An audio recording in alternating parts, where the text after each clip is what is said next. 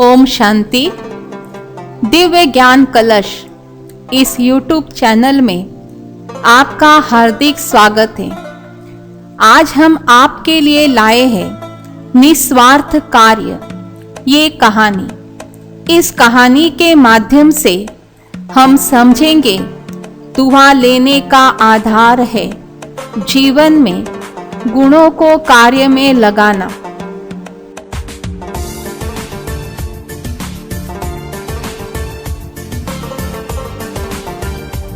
आज के दिव्य ज्ञान कलश का ज्ञान मोती है जीवन में खुशी का आधार निस्वार्थ कार्य।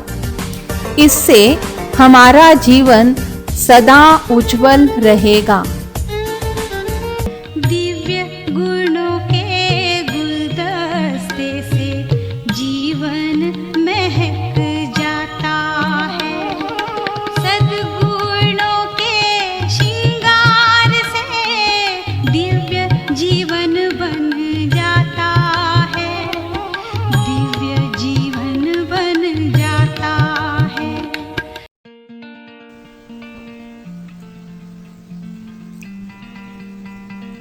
एक बार की बात है, एक व्यापारी नदी के करीब ही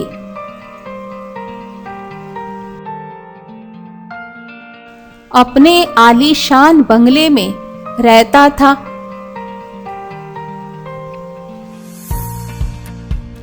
उसके दो बड़े प्यारे लेकिन बहुत ही नटखट बेटे थे।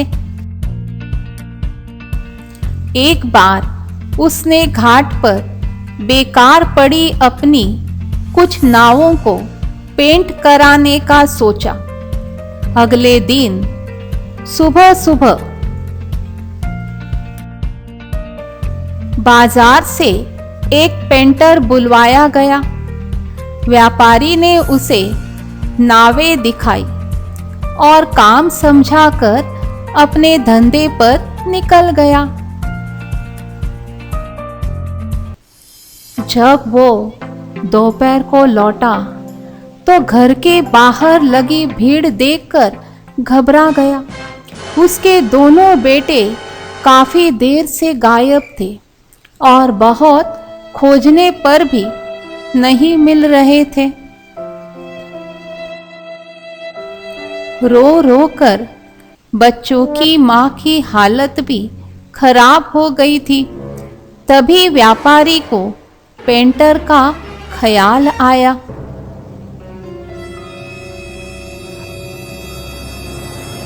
वह उस स्थान पर गया जहां वो नावें पेंट कर रहा था। पेंटर अपना काम पूरा करके जा चुका था।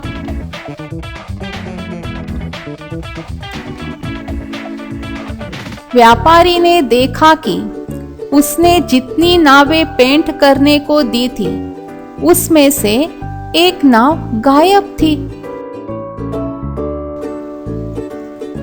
व्यापारी के दिल की धड़कनें तेज हो गई। वह समझ गया कि उसके दोनों बेटे ही नाव लेकर नदी में चले गए हैं। उसने फौरन कुछ नाविकों गोताखोरों को इकट्ठा किया और अपने बच्चों को खोजने के लिए नाव पर सवार हो गया।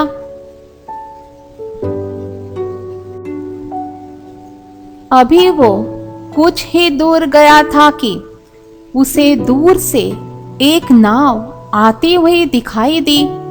थोड़ा करीब आने पर साफ हो गया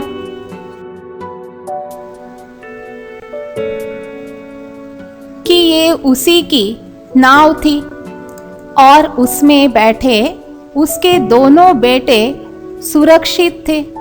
व्यापारी ने गहरी सांस ली और तेजी से अपनी नाव उनकी तरफ ले गया।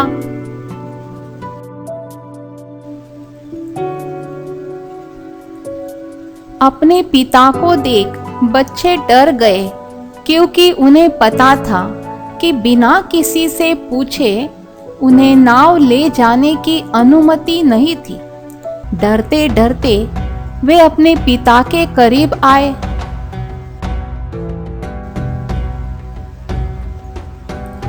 पर पिता ने उन्हें डांटने की बजाय गले से लगा लिया।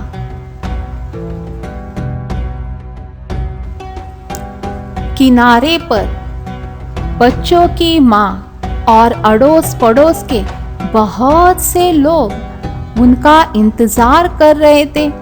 बच्चे नाव से उतरते ही माँ से लिपट गए। इसके बाद व्यापारी ने फौरन एक आदमी को पेंटर को लाने के लिए भेजा।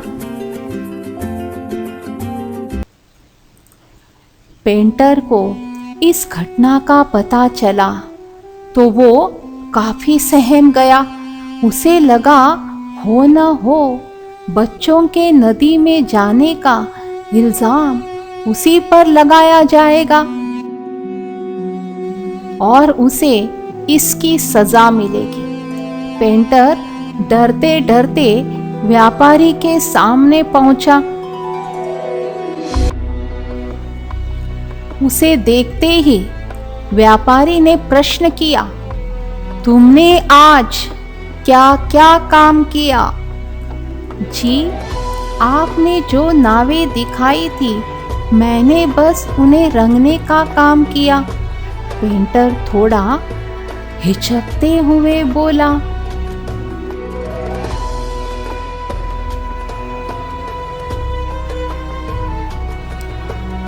तुम्हारी मजदूरी कितनी हुई? व्यापारी ने पूछा। जी, 500 रुपए, पेंटर ने उत्तर दिया।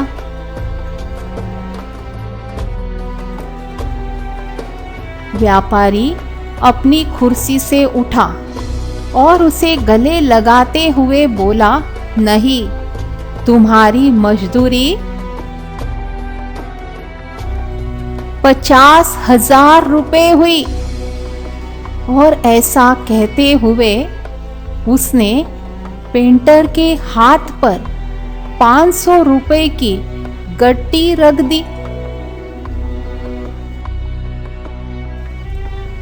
पेंटर और वहां मौजूद सभी लोग हैरत से व्यापारी को देखने लगे। किसी को कुछ समझ नहीं आ रहा था कि आखिर व्यापारी ऐसा विचित्र व्यवहार क्यों कर रहा है। इसके पहले कि कोई कुछ पूछता, व्यापारी ने सभी को संबोधित करते हुए कहा, आप लोग सोच रहे होंगे मैं ऐसा विचित्र व्यवहार क्यों कर रहा हूँ और 500 रुपए के काम के 50,000 रुपए क्यों दे रहा हूँ।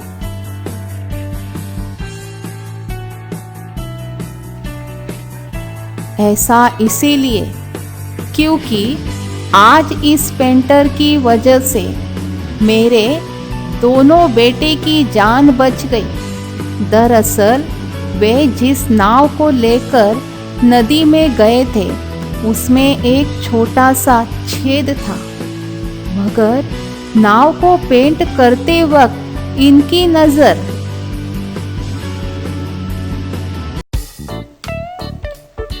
उस छेद पर पड़ी और इन्होंने बिना किसी से पूछे अपने आप उस छेद को भर दिया, जबकि ये न इनका काम था और ना ही इन्होंने इसके कोई पैसे मांगे। अगर इन्होंने निस्वार्थ भाव से ये जरा सा काम नहीं किया होता तो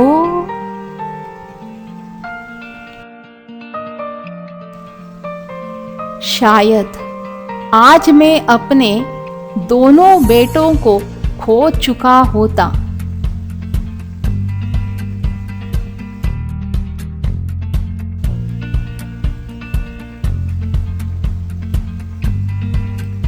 अब जीवन भर के लिए इनका ऋणी हो गया हूं। और ये छोटी सी रकम इनकी अच्छाई के लिए सामने एक मामूली सा तोहफा है।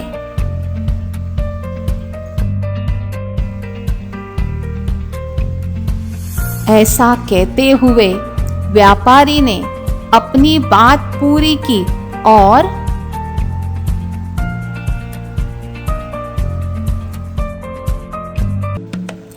वहां उपस्थित सभी लोग पेंटर के सम्मान में तालियां बजाने लगे।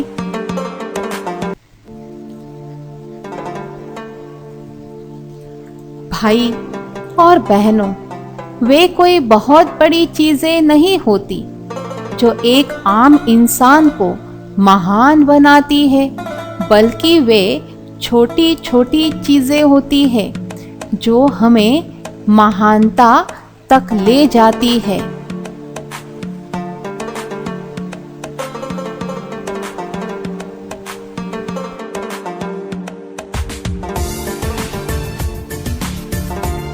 आज की इस दुनिया में जबकि ज्यादातर लोग सिर्फ अपना फायदा देखकर काम करते हैं, पेंटर का एक छोटा निस्वार्थ काम कितना महान बन गया।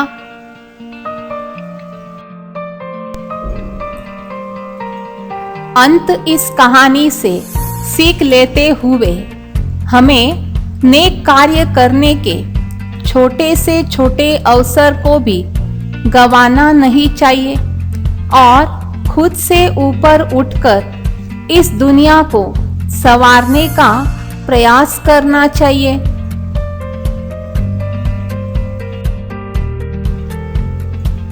ओम शांति। नमस्कार। शुभ दिन। आप हर पल खुश रहे।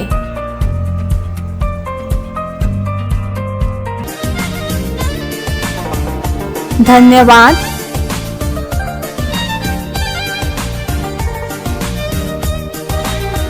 Thank you for watching. आपने यह वीडियो अंत तक देखा और आपका अमूल्य समय इस वीडियो को देखने के लिए लगाया, इसके लिए दिल से एक बार फिर शुक्रिया शुक्रिया शुक्रिया। ओम शांति।